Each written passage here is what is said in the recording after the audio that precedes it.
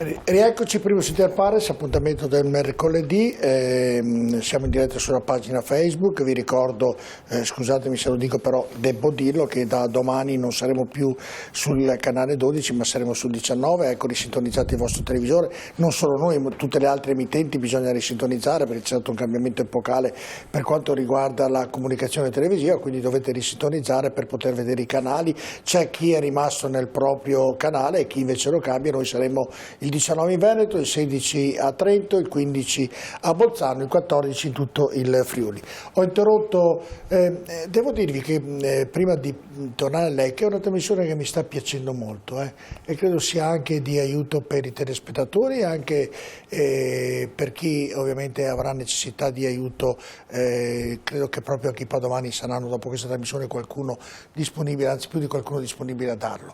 La interrompo, chiedo scusa Monsignore, se la interrompo sempre nei momenti inopportuni. Quando nel 90 sono andato in Ucraina, la signora che ci faceva da guida dice: io vengo dall'ateismo di Stato, se volessi sono anche relativamente credente, non credente, però se volessi diventare cristiano, dove mi butto? Ecco quello che diceva lui, no? Perché c'è lei fa parte della Chiesa greco-cattolica, quindi è unita a Roma ed è secondo il rito bizantino, e in parallelo ci sono la Chiesa del Patriarcato riferita a Mosca, la Chiesa che è riferita invece lì locale e un'autocefala. Ci sono 4 chiese cristiane. Hanno il diritto di esserci, certo.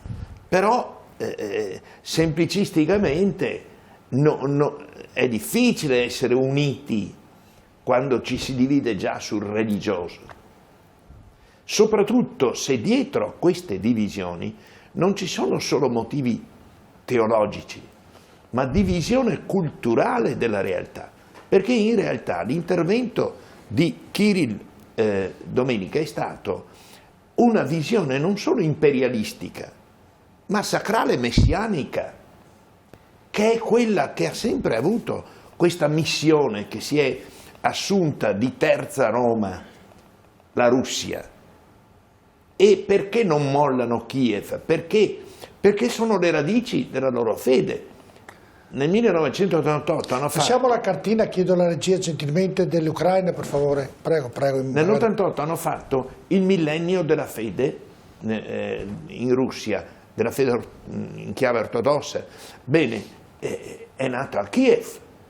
Perché Mosca non esisteva ancora? Certo, perché loro allora, in base a questo criterio, che non tiene conto, la lavra più importante di Kiev, quella delle grotte, è affiliata alla Russia e sappiamo che i monaci hanno una leadership impositiva rispetto a tutta la realtà del popolo di Dio.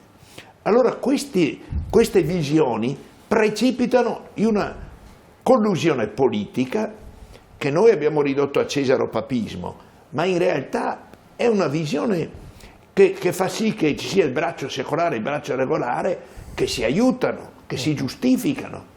Quindi c'è pericolosamente una collusione oggi. Poi riguardo agli aiuti... Giovanni, solo se posso però dire una cosa, sì, che c'è in realtà una grande contraddizione in questo. C'è il fatto che stanno bombardando Kiev. Cioè Kiev è la chiesa madre, ma allora come giustificare una guerra che si rivolge contro Kiev? Qui c'è stato anche un appello di Andrea Riccardi, Sant'Egidio, Kiev città aperta, anche in nome di questa sacralità di Kiev per i russi e per gli ucraini. Ti ringrazio di questo che mi completa.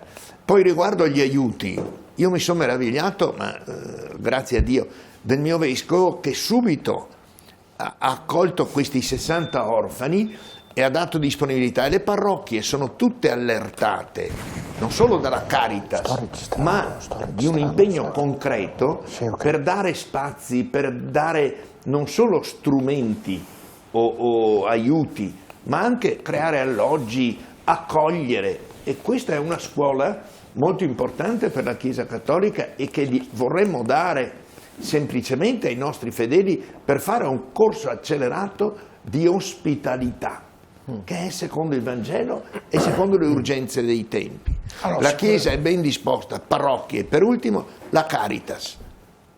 La Caritas è il posto di concentrazione che poi ridistribuisce, ha contatti diretti con la Caritas internazionale e quella dell'Ucraina, ma poi è capillare in tutto il territorio. Certo. Olga, voi siete soddisfatti come popolo ucrainico dell'aiuto dell'Europa oppure vi aspettavate di più, cioè che l'Europa fosse lì con voi al fronte, ecco? No, Oppure quello che aspettavamo... sta facendo l'Europa tutta assieme, dite beh, l'Europa è vicina, ci sta aiutando. Allora qua bisogna dividere persone e politica, perché c'è una bella differenza. Cioè, come ci aiutano persone è un aiuto eccezionale, perché mi contattano persone che non mi conoscono, non mi hanno visto solo su Facebook o da qualche altra parte, sanno che sono ucraina o vedono semplicemente pubblicazioni che faccio. E persone ci aiutano in tutto, per tutto, come potrei aiutare, cosa possiamo fare, e abbiamo visto che si sono Quindi mobilizzati. lei chiede Queste sono persone. Chiede alla politica qualcosa di più. Politica, no. Cosa vorrebbe dalla politica europea per voi ucraini? Tanti prima di tutto parlano di dialogo, no? Dialogate, no la guerra, no le armi. È vero, ci state dando le armi e combattete, morite, no? Combattete, tanto noi vi abbiamo dato le armi. E parlano, bisogna dialogare e non combattere. Dialogate, chiamatelo, mettetevi, cioè, Angela Merkel era una sua amica, perché non parlano? È possibile che con quest'uomo nessuno può parlare? Anche Berlusconi era suo amico.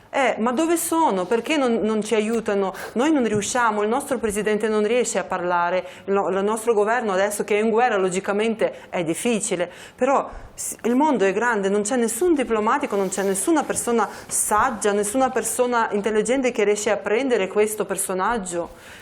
È facile dire dialogate e non combattete quando ti bombardano le tue città. Come facciamo a non combattere? Noi difendiamo la nostra patria, la nostra terra. E lei chiede alla politica europea, qui vicino al mondiale, che ovviamente affronti Putin sotto l'aspetto del dialogo e che vada lì. Però credo che lo stiano facendo.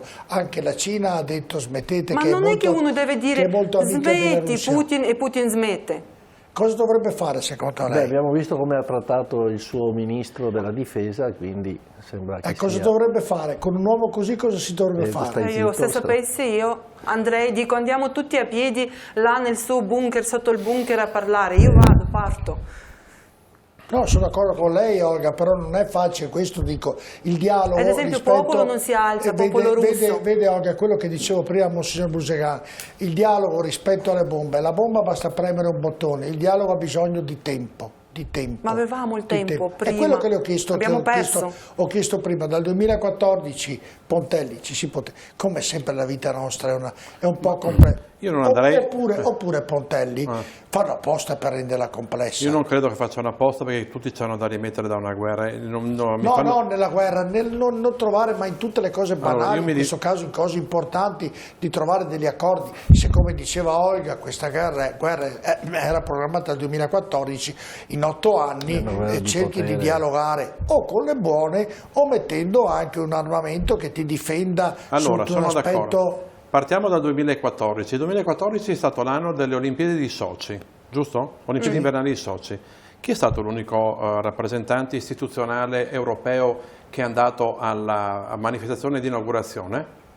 Presidente Enrico Letta, per cui tanto per mettere i puntini su lei. Tutti gli altri l'hanno disertato, noi siamo stati gli unici, gli italiani, presenti con una carica istituzionale. Io sono d'accordo sul fatto che bisognasse dialogare prima, però voi fate molto spesso riferimento all'istituzione europea, alla capacità che ha l'Europa di dare anche un messaggio etico.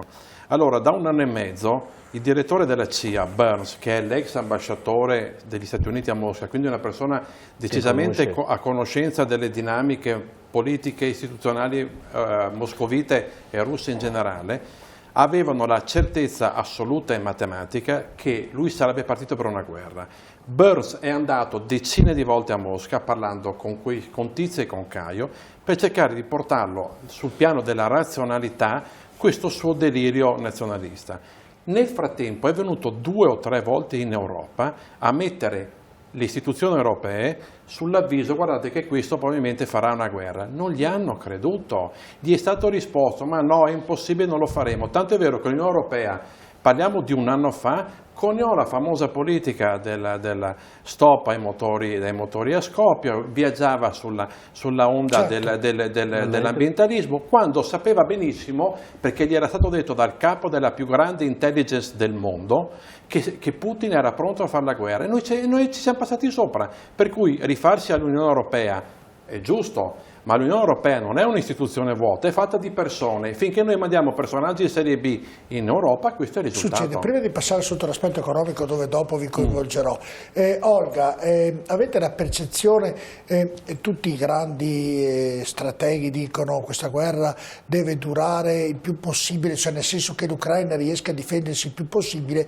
perché vuol dire indebolire la Russia. Lei che ha contatto con i concittadini, ha un'idea di quanta resistenza potrà avere il popolo ucraino da questa guerra, oppure non lo sa, ovviamente, perché non vivendo lì? È difficile fare, non ho strumenti per capire quanto potrà resistere e quanto potrà essere forte, cioè quanto potrà avanzare Putin. Quello che vedo dal video, che comunque c'è tanta tecnica, tanti armi sono vecchi. La mia paura personalmente, o anche come tanti giovani, 20 anni, che non sanno, tanti poliziotti che peraltro non dovrebbero neanche uscire dal paese, per quello che so io, possono combattere, cioè poliziotti possono agire solo nel paese, vabbè, ma questi sono dettagli.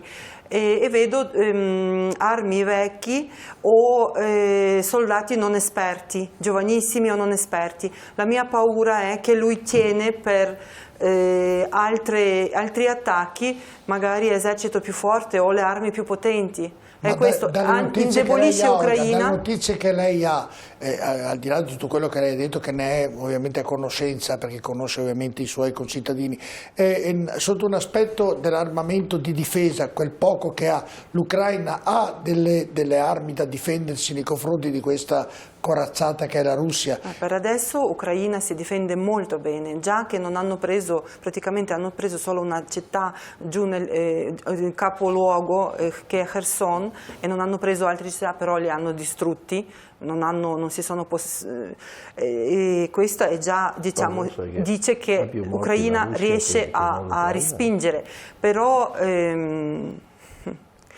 con tante vittime, io dico con tanti vittime civili ingiusti. Non so cosa ho sentito, che è una cosa che un collega, da un collegamento che ha detto, anzi un opinionista importante su una TV nazionale, che fanno apposta che uccidere i civili proprio perché questo rende ancora più esasperata la guerra, fanno prendere più paura, capito? E quindi dicono che lo fanno apposta proprio. Questo fa tirare più rabbia, non fa prendere paura, questo fa tirare più rabbia. Sono d'accordo. E i ucraini rubano, russi abbandonano le armi, abbandonano le colonne di armi, i nostri contadini, contrattori portano via i carro armati, si dice che i zingari hanno rubato un carro armato per venderlo al metallo. La mia è un'altra paura, che lui cioè un uomo così riesce a accettare la sconfitta? Cioè lui vedere così, l'hanno preso in giro in tutte le maniere possibili e immaginabili, cioè fanno le foto di quei soldatini magrissimi, loro hanno il cibo scaduto nel 2015 o 16, delle scatolette così, fanno vedere la data e tutto, scappano, lasciano le armi, neanche una volta si diceva che il soldato russo vende le armi a nemico, no, neanche lasciano, abbandonano, si svestano tutti completamente, lasciano la loro e la sono divisa. Anche solidali, quindi in parte con il popolo ucraino. Tanti si costituiscono e tanti prigionieri. Io penso, rispetto a un intervento precedente suo, che diceva l'opinione pubblica, ci vuole una sollevazione delle coscienze dei russi, del popolo russo. Io credo che purtroppo la resistenza in positivo, la resistenza che conduce eroica il popolo ucraino, crei non solo un prolungamento e una crisi economica, un collasso perché da noi c'è crisi, ma lì arriva il collasso, non solo a livello delle valutazioni delle grandi finanziarie, ma a livello della vita del popolo, no? Quindi primo il collasso di questo tipo, ma poi anche io credo che se riusciranno a avere notizie indipendentemente, le notizie saranno dei figli che non tornano dal fronte, perché censurati tutti i mezzi di comunicazione non resta che il sangue, certo, dei propri figli. Io credo che la popolazione prima o poi non può non... E allora ci sarà, come per l'Ucraina, che siete popolo, così anche i russi, pur essendo molteplici di etnie, anche loro, io spero che nel correre di qualche giorno, di qualche decina di giorni, possano, ho fiducia in questo, perché molti ucraini sono anche in Russia. Sì. Beh, più o meno gli ucraini sono russi, o perlomeno hanno... No. Ucraini non sono ucraini. russi. No, non sono russi, però voglio dire, sì, ho capito, però insomma ci sono più russi ucraini che forse sto facendo confusione. io. Allora, ci sono Voglio dire- ucraini che parlano lingua russa, esatto, non vabbè, ci mettiamolo sono i così. russi, noi siamo Sì. tutti cittadini ucraini. Sì, che parlano la lingua russa, ho sbagliato io. Sì. Va bene, e invece abbiamo, perché qui tra ucraini e russi uno fa anche un po', anzi io non un po' tutti, io faccio un po' della confusione. Non sai il russo? No, non lo so. Non lo so. Quando sono venuta qua in Italia mi chiedevano: Ucraina, sei russa? Non sono russa, sono ucraina, è diverso, siamo due popoli diversi. Adesso finalmente il mondo capirà che Ucraina è Russia è Russia. Adesso l'ha capito in maniera molto chiara. Adesso l'ha capita purtroppo, faccio un sorriso, ma l'ha capita in maniera anche che era meglio non capirla, dico la Drammatica. verità, era meglio non capirla. Abbiamo parlato sotto l'aspetto di questa guerra, sotto l'aspetto cosa accadrà, sotto l'aspetto quanto durerà, sotto l'aspetto umanitario, e adesso c'è il problema anche economico perché riguarda e non poco. Allora vi faccio vedere una scheda, quanto costava un anno fa la benzina, quanto costa ora, quanto costa il metà. Ecco, vedete, il benzina oggi è 2.146 al litro, costava un anno fa, dunque adesso non so, però costava 1.200 più o meno, 1.250 più o meno. No, costava 1,4, Scusi, il 1,5. diesel ha ragione, scusa, avete ragione, chiedo scusa, perché ho messo la benzina 1,4, 1,5, il diesel 1,2, 1,3, più o meno parlo un anno fa, dunque vedete l'aumento. Il metano costa 2 euro al chilo, io lo metto così perché non è che lo usa, e invece nel 24 no, io ho il prezzo del gas. Il gas era quotato a 132 euro nel 24 febbraio rispetto agli 88 euro del giorno precedente, quindi vuol dire che è aumentato il gas di quasi il doppio, insomma, di percentuale. Adesso il gas naturale 200, adesso la tabella giusta, il gas naturale 295 euro per megawattore, un anno fa lo stesso gas costava circa 18 euro al megawattore, oggi lo paghiamo molto più di 10 volte tanto. Questo è l'aumento ovviamente del gas. Dell'elettricità l'avete visto, un livello mai visto prima in tutta la storia della borsa elettrica. A febbraio la media mensile era stata di 200 euro megawattore, credo si chiami, nei primi giorni di marzo si è progressivamente saliti, 271 euro il 1 marzo, 362 euro il 3 marzo, 453 euro ieri, 588 euro oggi, quindi vabbè, un aumento esponenziale. La domanda, Pontelli, la domanda, Berti, adesso io sui numeri, sui megawattori, su tutta sta roba qui, che è arrivata la bolletta, pagavo prima, oggi pago quasi il doppio come tutti gli italiani, come tutte le aziende. E cosa accadrà? Cosa succederà? Bisognerà anche qui, perché abbiamo terminato col Covid, Berti, sembra proprio un problema. E adesso comincia questo problema che non è un problema. Ovviamente il potere di acquisto degli operai diminuisce perché devono pagare le bollette, lo Stato deve intervenire, deve fare qualcosa. Sì, adesso questa è una situazione... Ogni giorno ne abbiamo una. Ma questa è molto pericolosa, questa situazione, perché al di là della guerra c'è proprio questa situazione economica che sta mettendo a dura prova le imprese, le famiglie, e un po' tutti.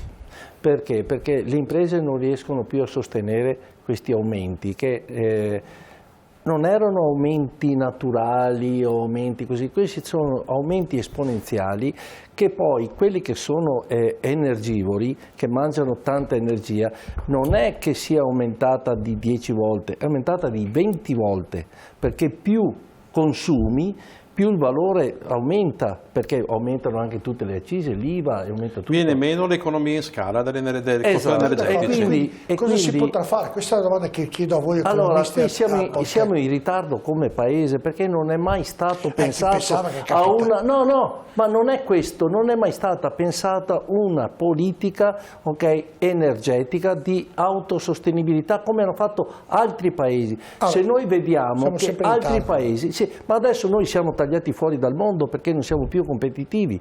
Perché questa è la storia, cosa facciamo? Cosa facciamo? Dobbiamo subito cominciare. Ho fatto un incontro anche ieri con l'assessore. Cosa facciamo? Allora, bisogna aumentare Fermo così, facciamo l'estrazione. Ha fatto con Marcato. Sentiamo cosa dice, poi così compriamo. Sentiamo Marcato. Arrivassimo da 2 anni di sviluppo straordinario, uno dice vabbè, paghi uno scotto. Cioè arriviamo da 2 anni in cui interi settori sono stati annientati. Adesso prima ti arriva il rincaro delle materie prime, poi arriva il rincaro dell'energia, adesso scoppia la guerra e siamo di fronte a aumenti assurdi. Che cosa fare? Allora, nell'immediato non abbiamo grandi scelte se non riattivare le centrali a carbone, so che è impopolare ma non ci sono altre scelte, aumentare l'estrazione del gas laddove ci sono già i pozzi. Noi potremmo in 12-18 mesi arrivare a un'estrazione superiore di 3,5 miliardi di metri cubi di gas. Tenete conto che questo non soddisfa il fabbisogno, ma consentirebbe in maniera pesantissima di abbassare il prezzo, quindi dovremmo farlo solo per quello. E poi i provvedimenti governativi devono andare laddove servono, cioè qui in periodi di guerra gli interventi devono essere chirurgici. Tenete conto che noi di energie rinnovabili rispetto al fabbisogno abbiamo il 20%, di strada ne abbiamo tantissima da fare. E secondo me siamo colpevoli di questa situazione perché negli ultimi anni abbiamo avuto un approccio nei confronti delle energie rinnovabili o alternative, sempre un approccio o ideologico o speculativo. E oggi ne paghiamo le spese, per cui noi siamo dipendenti da chiunque. Il PNRR, come voi sapete, prevedeva nella transizione ecologica l'ossatura portante. Oggi, se quella era una prospettiva, oggi diventa una necessità imminente. Abbiamo visto che cosa sta succedendo con la crisi internazionale e la guerra in Ucraina e ci siamo resi conto finalmente, mi viene da dire, della fragilità energetica del nostro Paese. Quindi io credo che sia opportuno oggi approfittare in maniera davvero pesante del PNRR per immaginare una dipendenza sempre minore energetica dagli altri paesi. Vengo, l'ultimo break pubblicitario, questa volta non lo faccio con Monsignor Brusaga, lo faccio con Patrizio Bertin, pochissimo, poi ci risiamo per la parte finale che riguarda l'economia.